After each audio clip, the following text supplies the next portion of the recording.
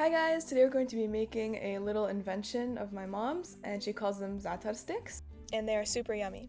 But before we get into everything, I just wanted to ask how you guys feel about this new channel and whether you like having English and Arabic separated. Is it more convenient? Is it less confusing?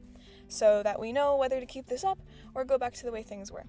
So if you guys could let us know in the comments down below, that would be very much appreciated, so that we could make sure you guys are having a good time while we make all of these dishes. But yeah, that's about it. Let's get back to the recipe.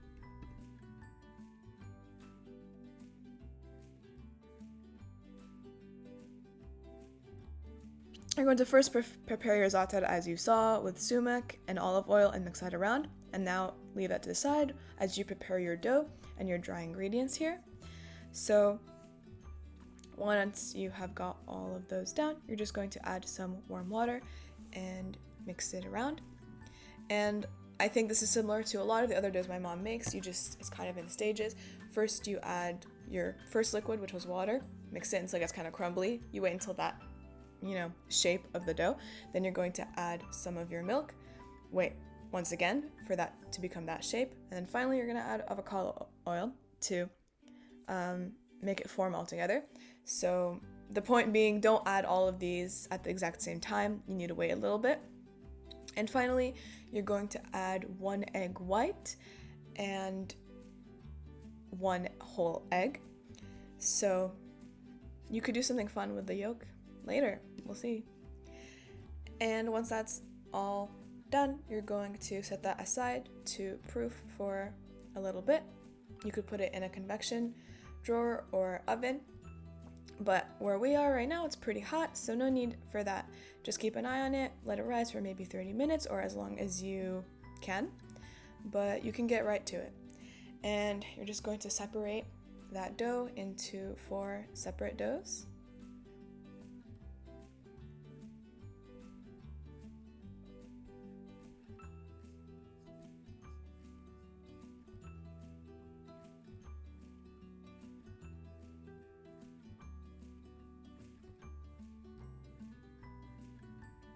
And those same 4, you could just flatten them out with a rolling pin.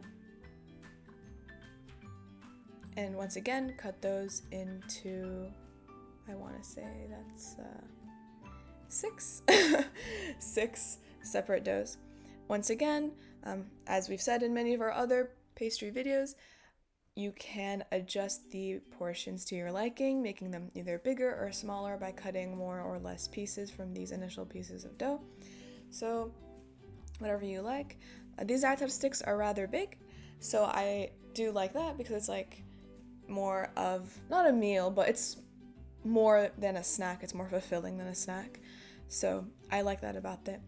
And similar to all of our other pastries as well, you can put it in the freezer and freeze it, or in the fridge for a long time and just reheat whenever you're craving it or ready. It's nice to make a really big batch of these at one time so that you're stocked for a good amount of time.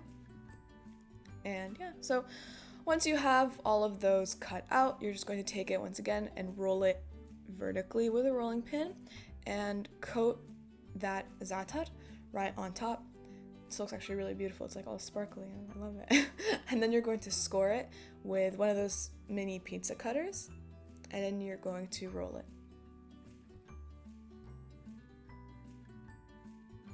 And cutting it up like this allows for a couple of things. So it'll be very crunchy on the outside, but still soft on the inside because of the filling. And also you're going to see that it's gonna separate kind of like a pretzel or a bun in the way that you can share it. So that's really fun too, because if you're having this for breakfast and so maybe sometimes you don't want to finish a whole bread, you could share it with someone and it's really nice. So you're just going to go ahead and do that same thing to all of the breads that you had just made. You can experiment with some different scoring patterns or in different shapes, but yeah, or not traditionally, but the one that my mom does most often, because it's just super easy to roll up, is this one. Just cut it down the middle and roll it diagonally.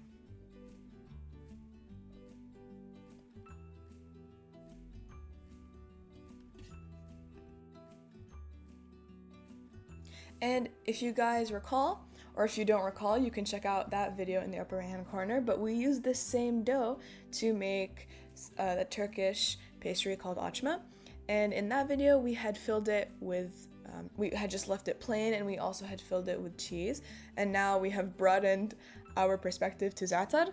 So it's been our recent obsession making a lot of different things with that dough because it's really good. So if you guys have any suggestions about what you guys would like to see us use with this dough next, then feel free to leave a comment, because I'm sure we'd be more than delighted to give it a try. It was super good. And actually, I didn't even get a chance to taste any of these because my family finished all of them. I just have to eat with my eyes, you know what I mean? So sad. But anyways, this is how it should turn out, very nice and crispy on the outside. We hope you guys enjoy these zaatar sticks, and that we'll see you in the new channel. Happy zaataring! Bye!